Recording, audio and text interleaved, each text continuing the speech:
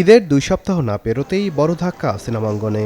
কেবল আয়ের মুখ দেখছিল যে সিনেমাগুলো, হঠাৎ মার্কেট বন্ধের নতুন সময়সূচিতে কমতে শুরু করেছে দর্শকের উপস্থিতি। সন্ধ্যায় সিনেমা দেখার অভ্যাসে যাদের, বাধ্য হয়ে মুখ ফিরে নিচ্ছেন সেই দর্শক। আর এতে ক্ষতির মুখে সিনেমা সংশ্লিষ্টরা। সন্ধ্যার পরে আপনারা সবাই জানেন যে সবথেকে বেশি দর্শক আমরা পাই। তো কাজেই সিনেমা হল সন্ধ্যার পরে আর শো হবে না, এটা আমাদের জন্য, চলচ্চিত্র শিল্পের জন্য একটা বিরাট আঘাত।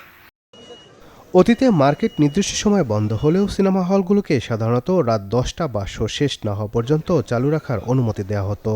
আর সেখানে সন্ধ্যা ৭টায় হল বন্ধের বিষয়টি এক প্রকার মরার উপর খাড়ার ঘা।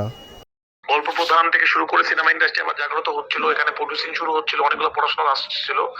এটা একদম সিনেমা ইন্ডাস্ট্রিকে অনেক বড় একটা ধাক্কা দিবে এবং সব সিনেমাকে ব্যবসায়িকভাবে ভয়ঙ্কর লেভেলে লস করবে। ৬টার সময় থেকে যে ক্রাউডটা সিনেমা হলের জন্য আসতো এবং সিনেমা হলে আসলে আমাদের যে রেভিনিউটা আসতো সেই রেভিনিউটা মিস হবে। সবচেয়ে বড় ব্যাপার হচ্ছে এটা, কারণ আমরা সিনেমা অনেক কোটি কোটি টাকা দিয়ে বানাই। তো আমরা যদি এই ম্যাক্সিমাম টাইমটাই যদি মিস করে ফেলি, তাহলে দিনের বেলা তো আসলে শো তো কেউ দেখতে পারবে না। এখন একটি সিনেমা নির্মাণে যেখানে বিনিয়োগ হয় কোটি কোটি টাকা, ঈদের এই সময়ে সেই বিনিয়োগ ফেরত পাওয়ার সবচেয়ে বড় সুযোগ। তবে পিক আওয়ারে হল বন্ধ থাকলে প্রযোজকদের বিনিয়োগ ফেরত পাওয়া যেমন কঠিন হয়ে পড়বে, তেমনি দীর্ঘমেয়াদে নেতিবাচক প্রভাব পড়বে দেশীয় চলচ্চিত্র শিল্পে। আর এমনটাই মনে করছেন হল মালিক সহ এই অঙ্গনের সকলেই।